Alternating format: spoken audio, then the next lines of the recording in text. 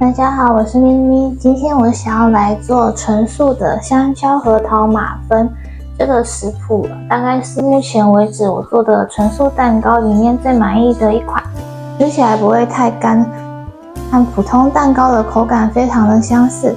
那我们看一下今天需要的材料。我们今天需要使用到香蕉，最好准备这种比较熟的香蕉。我们需要准备85公克的香蕉泥，先把香蕉给切小片，然后先挑几片比较小片的香蕉片起来，留作最后的顶部装饰。剩下的香蕉我们称85公克。接着取一根当子，把香蕉捣成泥，也可以使用果汁机或食物调理器来处理。我们需要把香蕉捣到非常细碎，没有什么果肉感的泥状。像这样子捣成泥状之后就可以了，我们先放到一旁。今天需要的粉类材料总共有3种：糙米粉50公克，或是用白米粉也可以；燕麦粉15公克，以及泡打粉5公克。因为这个全素蛋糕它的膨胀完全依靠泡打粉，所以加的比例会比较多一点。我们先把燕麦粉和泡打粉过筛到糙米粉里，过筛完成之后把粉类拌匀。剩下的材料还有白砂糖20公克，我们需要豆浆50公克，液态的植物油15公克，以及一个很重要的材料，这个是核桃，我把它磨成泥，总共需要35公克。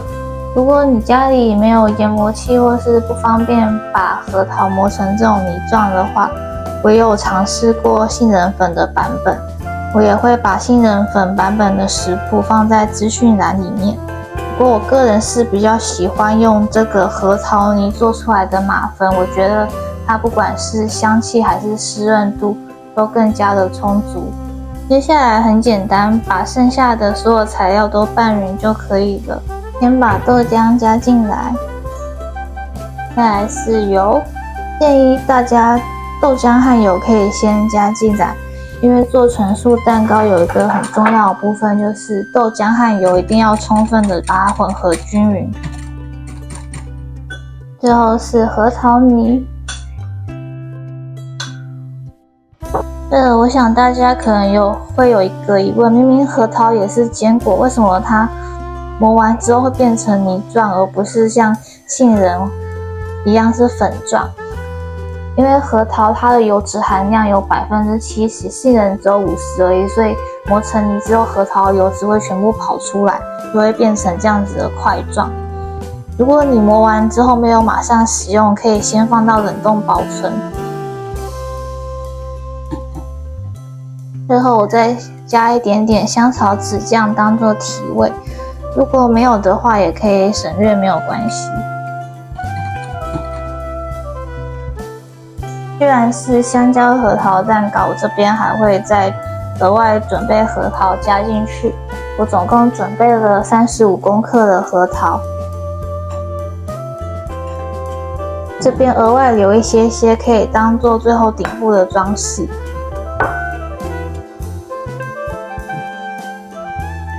都搅拌均匀之后，把刚刚准备的粉类加进来。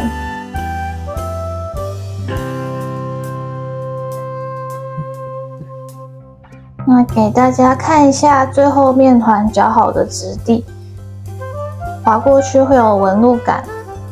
打蛋器提起来的时候，它虽然很粘稠，但是面团还是可以很顺利的从打蛋器上面落下来。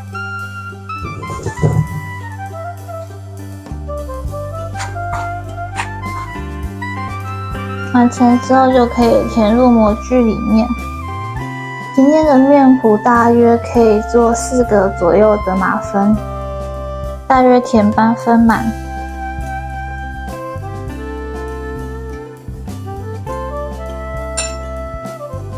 稍微抖一下，让表面平整。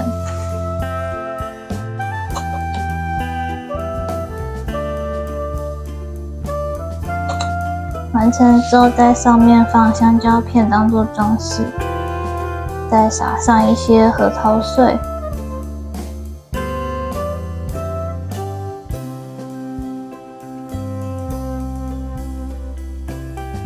我们今天用160度烤20分钟。蛋糕烤好之后，取出来移到网架上放凉。来切一个给大家看一下它的侧面。侧面是非常完美的这种蛋糕的孔洞。刚做好的香蕉蛋糕摸起来会比较偏软，吃起来香蕉味非常浓郁。香蕉蛋糕它的保存方式很简单，放到冰箱冷藏，可以冷着吃，或是拿出来用烤箱再度加热都可以。放在冰箱冷藏，拿出来就算不直接加热也十分的美味。最好3到4天内吃完。放得越久，它因为是米做的，也会变得比较硬。如果你也喜欢制作无麸质甜点，欢迎点击我的头像收看更多的影片。我们下一期见，拜拜。